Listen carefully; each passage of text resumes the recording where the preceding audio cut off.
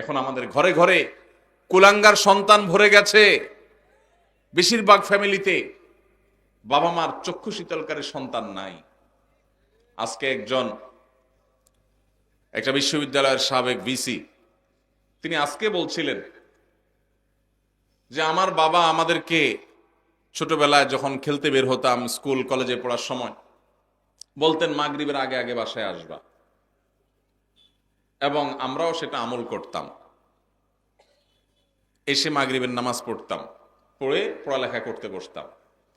আমার ছেলেকে আমি একই কথা বলছি। আমার মনে আছে আমার বাবা কি বলেছেন আর আমি কি রিঅ্যাক্ট করেছি আমি জানি। এখন ছেলেকে বললাম একই কথা, বাবা মাগরিবের আগে বাসায় আসতে হবে। ছেলে আমাকে জবাবে বলছে, কেন বাবা, কেন মাগরিব পর আসতে হবে, ওয়াই? আমার বন্ধু বান্ধব সবাই তো মাগরিব পর পর্যন্ত খেলে, কই কারোর বাসা থেকে তো এত চাপ দেয় না, তুমি এত জোরাজোরি করো কেন? তো আমি তার কথা শুনে বললাম, আপনার বাবা, ওই ভদ্রলোককে বললাম, আপনার বাবা আপনাকে এত বেশি খাবার নিয়ে পিছনে পিছনে দৌড়াইতে পারে নাই, আপনি আপনার ছেলে পিছনে যতটা দৌড়াইছেন। উনি বলেন সঠিক। আমি বললাম, আপনার বাবা আপনাকে প্রতিবেলা এত মাছ গোশ খাওয়াইতে পারে নাই, আপনি আপনার ছেলেকে যত বেশি মাছ গোশ খাওয়াইতে পারছেন। আপনি একটা বিশ্ববিদ্যালয়ের ভাইস চ্যান্সেলর মানুষ, আপনি আপনার ফিনান্সিয়াল ক্যাপাসিটি খুব বেশি হওয়ার কারণে ছেলেকে শহরে রেখে যত তুলতুলে জীবন দিতে পেরেছেন, আপনার বাবা আপনাকে এতটা সুখ দিতে পারেন নাই। কিন্তু আপনার বাবার আপনি অনুগত সন্তান ছিলেন, বাবার চোখ জুড়িয়েছেন, নয়ন জুড়িয়েছেন, অন্তরকে শীতল করেছেন, আর আপনার সন্তানটা কিন্তু আপনার অন্তরকে শীতল করতে পারে নাই। প্রবলেমটা কোথায়? আমরা যারা আমাদের বয়সী যারা আছেন এখানে, বা আরো যারা সিনিয়র মুরব্বীরা আছেন এখানে 45, 50 বা আরো উপরে, আমাদের অনেকের বাবা মা 3 বেলা ভালো করে খাবার দেওয়া আমাদেরকে তাদের জন্য কষ্টকর ছিল। কিন্তু এরপরেও আমরা বাবা মার প্রতি এতটা অনুগত, বাবা মাকে আমরা অনেক ফিল করি, অনেক মিস করি। বেঁচে থাকলেও ফিল করি, আর মরে গেলে আরো বেশি মিস করি, ফিল করি।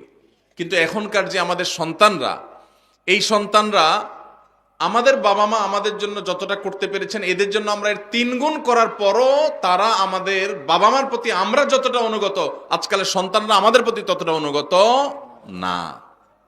কারণটা কি ভাইরা আমার?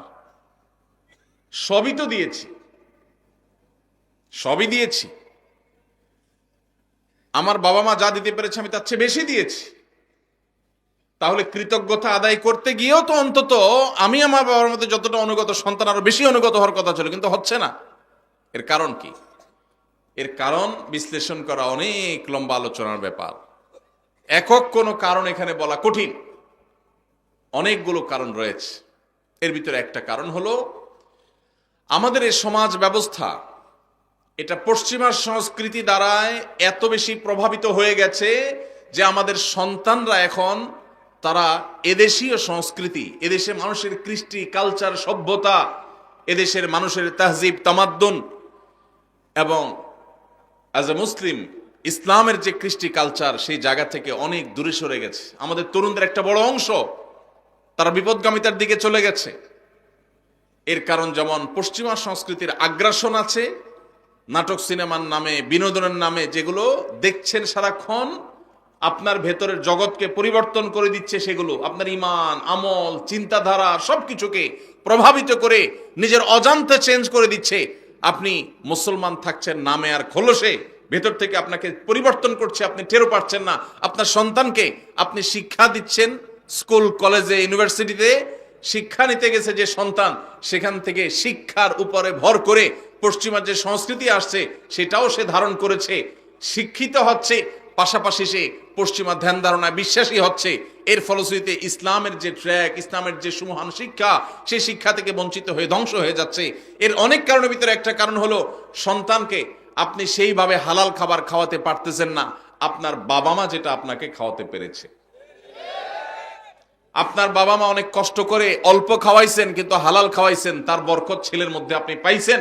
আপনি আপনার ছেলে মেয়েকে যা খাওয়াচ্ছেন বুকে হাত দিয়ে বলতে পারবেন না যে টনটন করে বাজবে, এতটা হালাল এবং পিওর, যেটা আপনার বাবার সম্পদের মধ্যে ছিল সেটা যদি আপনার সন্তানের মধ্যে আপনি করতে পারেন, ইনশাআল্লাহ এ যুগেও আপনার সন্তান সবচেয়ে সভ্য, ভদ্র এবং মাথা নিচু করে বিনম্রতার সাথে আপনাকে শ্রদ্ধা নিবেদন করবে।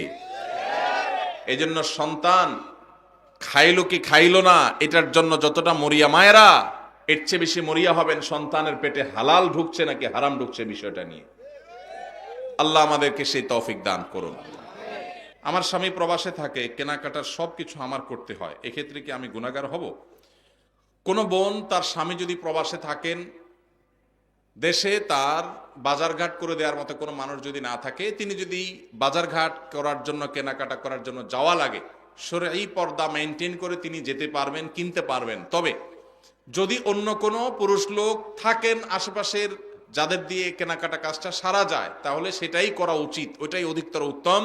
এবং আজকাল অনলাইনে অনেক জিনিসপত্র কেনাকাটা করা যায়, বিশেষ করে শহরে চাইলেই অনলাইনে কল করলে বাসায় বাসায় মাল চলে আসে। সেই পদ্ধতি অবলম্বন যাদের করার সুযোগ আছে তারা সেটা করা উচিত।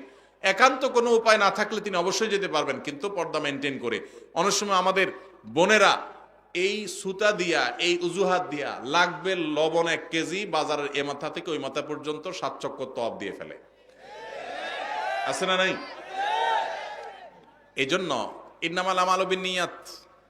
আপনার স্বামী প্রবাসে আছে, বাজারে যাওয়া জায়েজ আছে, হুজুরের কাছে মাসালা নিয়েছেন, নিয়ে এবার বাজারে বাজারে ঘুরতেছেন অহেতুক, পর্দার সাথে গেলেন না বেপর্দার সাথে গেলেন, তাহলে অবশ্যই আপনি গুনাহগার হবেন। এই জন্য বোনরা আল্লাহকে ভয় করবেন, যতটুকু আপনার না হলে নয় ততটুকু আপনি করতে পারবেন, অবশ্যই পর্দার সাথে। আমি পর্দা করে চলতে চাই, কিন্তু যেই পরিবার যৌথ পরিবার হওয়ার কারণে পর্দা করে চলতে পারি না, এক্ষেত্রে আমার করণীয় কি? যৌথ পরিবারে পর্দা করাটা একটু কঠিন, একটু কষ্টের, ডিফিকাল্ট। এক্ষেত্রে দরকার হয় সবার সহযোগিতা। আমরা ছোটবেলায় আমরা দেখেছি যৌথ পরিবারে থেকেও মানুষ পর্দা করার চেষ্টা করত।